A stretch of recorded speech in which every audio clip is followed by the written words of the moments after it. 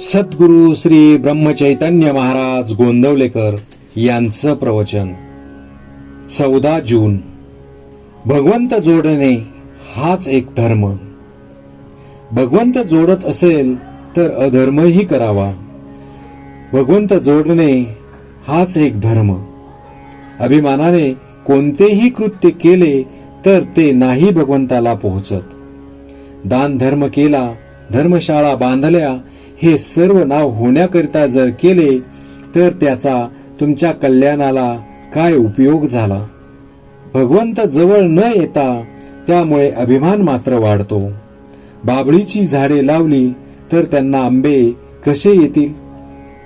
मीपणाने केलेले काम नाही उपयोगी पडत. शरणबुद्धीने केलेले काम हाच खरा धर्म.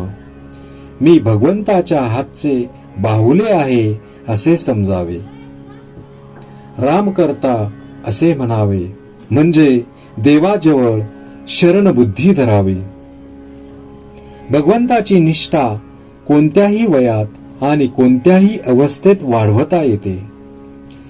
ही निष्ठा कधी कुणाला हार जाणार नाही किंवा कधी कुणापुढे मान लवविणार नाही.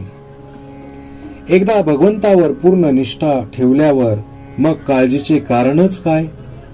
काळजीने कार्याचा नाश होतो आणि कर्तव्याचा विसर पडतो. भगवंतावर श्रद्धा ठेवून प्रयत्न करावा आणि जे फळ मिळेल त्यात समाधान मानावे. व्यवहारात सौख्य कर्तव्याने मिळते तसे परमार्थात सौख्य निष्ठेने मिळते.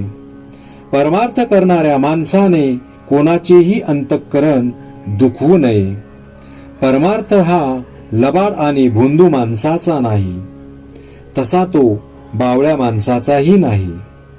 व्यवहारात कोणाला फसवू नये आणि कशाला भुलू नये. आपले डावपेच किंवा लबाडी लोकांना फसविण्यासाठी नसावी. लोकांकडून न फसण्या इतकेच आपण व्यवहारी असावे.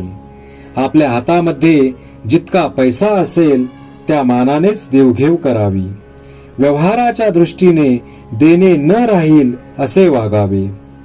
कोणत्याही परिस्थितीत मी राहीन असे जो म्हणेल त्याला कधीच अडचण पडत नाही.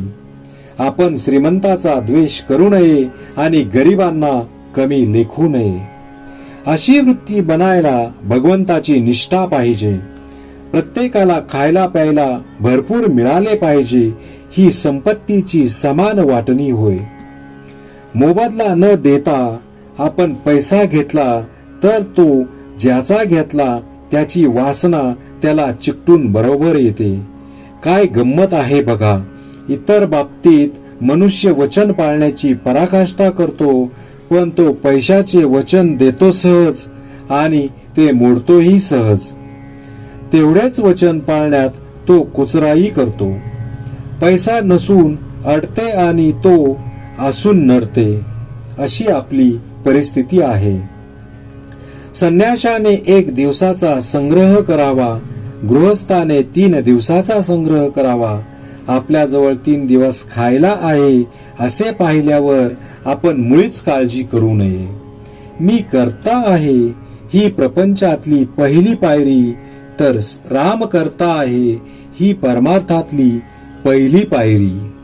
श्रीराम जय राम, जय जय राम.